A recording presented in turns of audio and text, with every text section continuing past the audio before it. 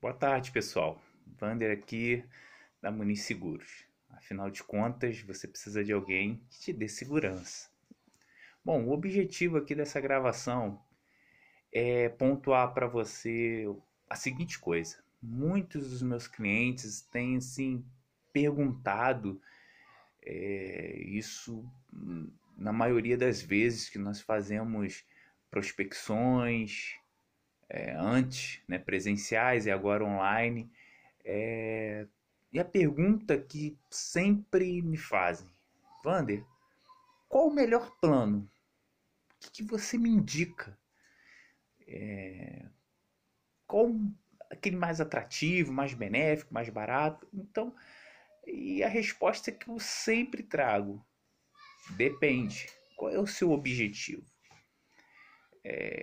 Você vai atender ou quer ser atendido, melhor dizendo, em qual hospital, em qual região, qual abrangência, qual é a acomodação. Então hoje eu vou dizer para vocês, claro, existem outras análises que você deve fazer para adquirir o seu plano, mas eu vou dizer aqui pelo menos três aspectos principais, que eu vou chamar de três pilares que você deve levar em consideração quando você for adquirir o seu plano de saúde. A primeira delas, qual é o seu tipo de negociação, ou seja, qual é o seu perfil no seguinte aspecto: adesão ou pessoa jurídica. E isso é uma outra confusão que eu já quero já de antemão, vamos dizer assim, já esclarecer para você. Antigamente a gente trazia muito a questão do plano, eu quero um plano pessoa física. Né? Hoje a gente mudou essa nomenclatura, isso vamos explicar mais adiante no canal. O que acontece? Hoje nós temos o plano de adesão, um plano coletivo por adesão. São pouquíssimos hoje os planos que são planos pessoa física, exceto, por exemplo, quando nós não podemos aderir ou associar determinada pessoa num plano coletivo por adesão, porque como o próprio nome diz, você vai aderir a uma determinada categoria de classe, seja ela categoria médica, seja ela categoria de vendedor, seja ela categoria, por exemplo, de profissional liberal, de empresário. São essas nuances, vamos dizer assim. E a única que hoje, não diria a única, mas uma das poucas ainda existentes, é quando, por exemplo, você tem um bebê, um recém-nascido, cuja a presença da mãe não existirá no contrato, somente a filha ou o filho entrará. Então você tem a figura da pessoa física, porque aquela criança ainda não tem uma classe, por exemplo, estudantil, ela ainda não estuda, ela ainda, né, não tem CPF. Então, assim, civilmente falando, né, ela não tem ainda uma profissão e por aí vai. Então, hoje em dia, nós, quando você for procurar, né, nos procurar, você vai optar ou por um plano de adesão, que aí você vai se enquadrar numa determinada classe, e isso as operadoras viram como uma solução de não deixar de vender planos nesse segmento, né? E poder te enquadrar numa determinada categoria funcional, tá? E temos o plano de pessoa jurídica, que aí você já sabe, é um plano que você tem que ter um MEI, um CNPJ, um contrato social, tá? Então, qual é o mais, vamos dizer, qual é o mais benéfico? Então, assim, se você é porque o que que acontece? O plano pessoa jurídica realmente vai ser mais vantajoso, né? As operadoras, elas trabalham, como é que eu vou te dizer? Para não ser muito técnico, trabalham com mais gosto, né, com os planos. Não que os planos por adesão eles sejam desmerecidos. Claro que não. Você não vai ser tratado de uma forma num plano para adesão e no plano pessoa jurídica de um outro. Não, não é isso. Acontece que, de fato, há uma sinistralidade menor. O que é isso? A utilização excessiva, porque muitas vezes, por exemplo, você vai fazer plano adesão, você vai fazer para sua mãe, né? Que muitas vezes uma pessoa que já não trabalha, né? Ou então vai fazer no caso que a gente falou anteriormente, vai fazer por uma mãe que acabou de ter o seu bebê, tá? Isso também a gente vai falar depois, posteriormente, questões de carência, tá? Isso não vem ao caso, mas para reduzir, né? Para não ficar tão extenso.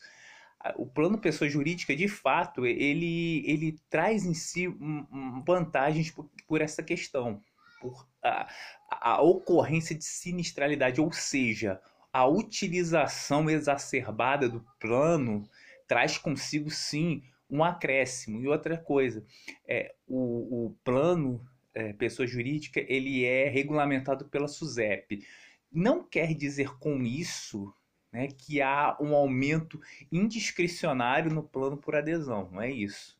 Há sim, mas é uma norma, vamos dizer assim, com peso menor do que uma regulamentação da SUSEP, porque, vamos dizer assim, o plano por adesão é um acordo que se faz entre as operadoras. E aí isso acaba sendo um pouco mais oneroso, sim, tá?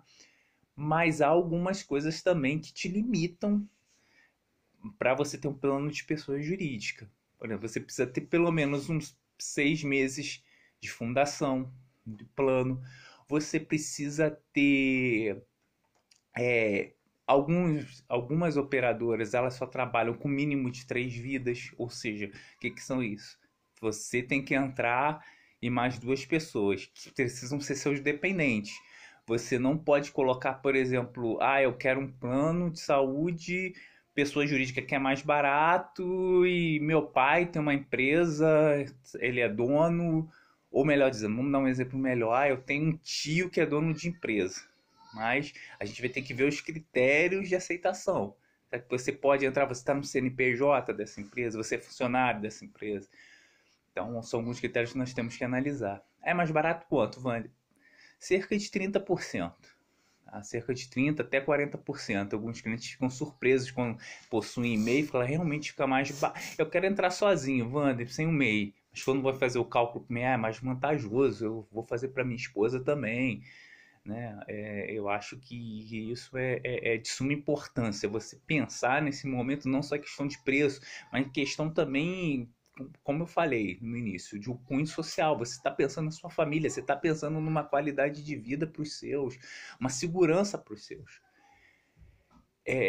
Eu gostaria também de falar sobre uma segunda hipótese, que aí isso também é bem, bem assim, uma análise que você precisa ter na aquisição do seu plano. Primeiro nós falamos aqui o segmento pessoa física, né, que não existe mais, melhor dizendo, quer dizer, existe pouco, mas o segmento adesão em pessoa jurídica.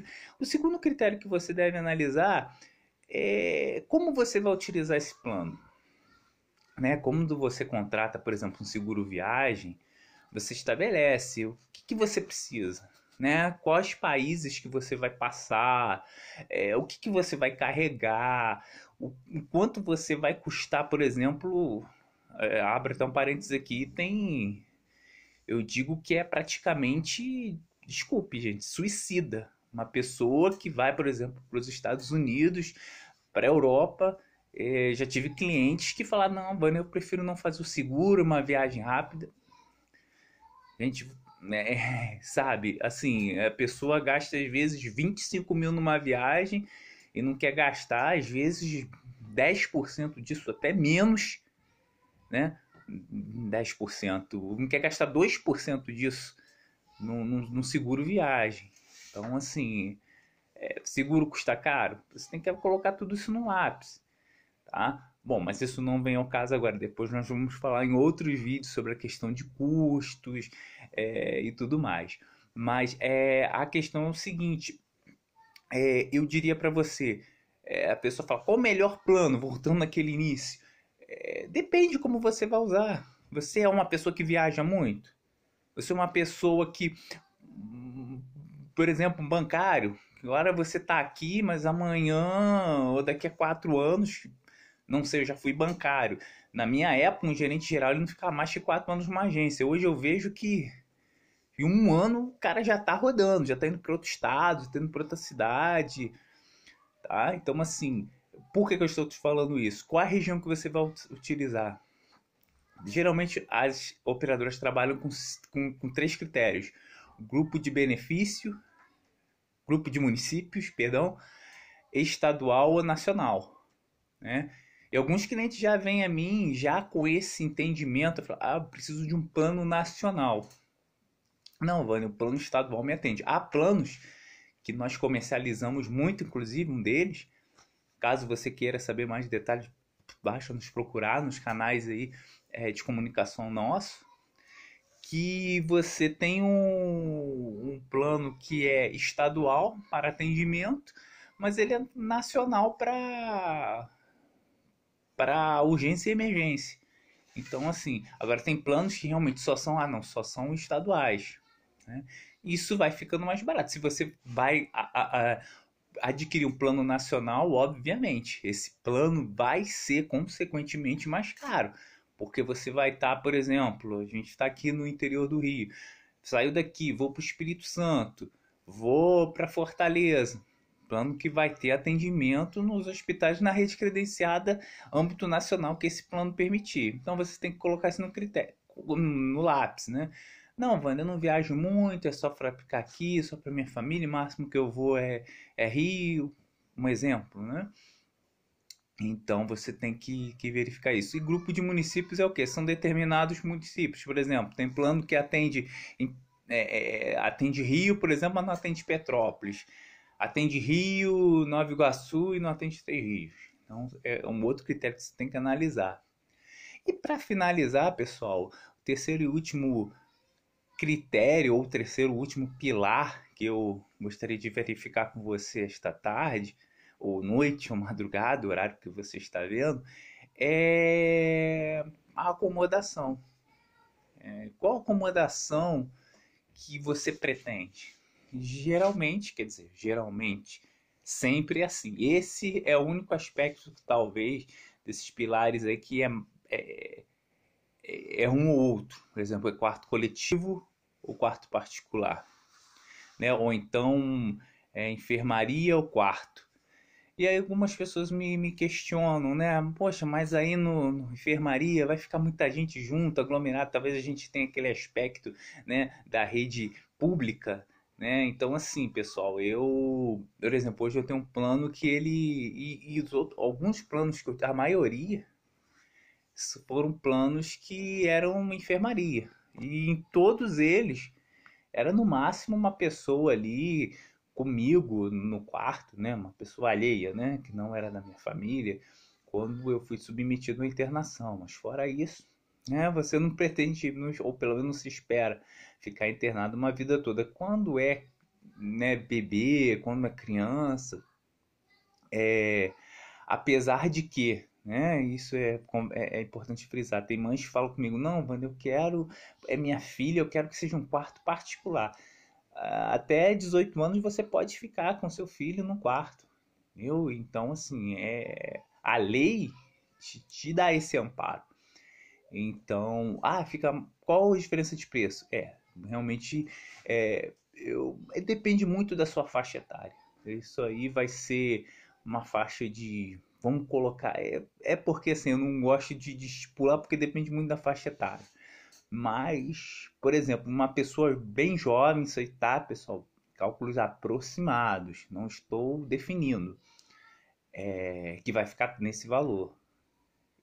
Mas assim, eu acredito que uma pessoa mais jovem, a diferença de um quarto enfermaria para um quarto seria aí em torno de 60, 70 reais a mais por mês. Então é um cálculo que você tem que pesar.